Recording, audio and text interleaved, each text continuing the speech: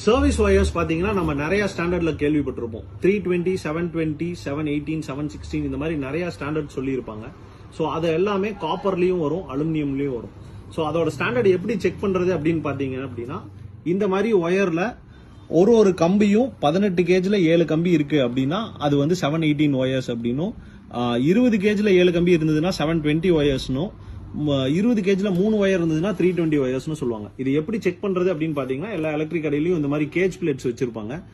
Gauge எப்படி check பண்றது அப்படின்னு பாத்தீங்கன்னா, இப்போ இது 718 ஒயர்ஸ். ஸோ அதை வந்து நான் இங்க கரெக்டா 18ன்ற கேஜ்ல நான் உள்ள இன்சர்ட் பண்ணேன் அப்படின்னா அது வந்து டைட்டா உள்ள போகும். அது வந்து 18 கேஜ் ஒயர்ஸ்னு எடுத்துக்கணும். 17ல போனா லூஸ் ஆகும், 19குள்ளேயும் என்டர் ஆகாது, 18ல மட்டும் தான் என்டர் ஆகும். ஸோ அப்போ வந்து அது வந்து 718 ஒயர்ஸ். 7 கம்பி இருக்கு, 18 கேஜ்ல உள்ள போகுது அப்படின்னா அது வந்து 718 ஒயர்ஸ்.